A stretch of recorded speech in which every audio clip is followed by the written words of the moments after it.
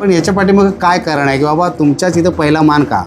त्याचं एक असं मोठं कारण असं होतं की जुन्या काळातले की मी ऐकलेली गोष्ट आहे ते सर्व की सोनं नाणं जपणं कठीण होतं, की डकेती वगैरे जास्त व्हायची, लढाई वगैरे जास्त व्हायच्या, मारामाऱ्या जास्त व्हायच्या. तर त्या काळात तिचं सोनं नाणं होतं, जे दागिने होते ते आमच्या घरी होते. पूर्ण आमच्या आजोबा पंजोबांनी त्यांना सांभाळून ठेवले. कितीतरी वर्षे ह्याच घरामध्ये होते, त्याची पेटी होती आणि त्याच्यामध्ये ते राहत होते.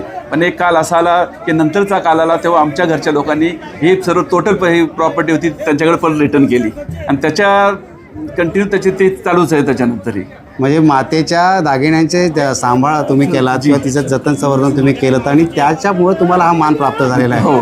म्हणजे त्यावेळेला असं कोणाला तुमच्याकडे दागिने देणाऱ्यांना वाटलं नाही की तुम्ही मुस्लिम आहात किंवा तुम्ही ठेवताना असं वाटलं नाही की कुठल्या देवीचे दागिने आहेत, हा विचार मनात त्यावेळेला शिवला नाही? हा, हेच मोठं पण आहे की त्यांनी सुद्धा आमच्यावर विश्वास केला. हा हेच मोठं पण आहे की त्यांनी एवढं मोठं गाव होता, गावात अनेक घरं होती, हिंदूंची पण होती, मुसलमानांची होती. एक आमचं घर पण त्याचं अनेक एक मोठं कारण पण असं होतंच.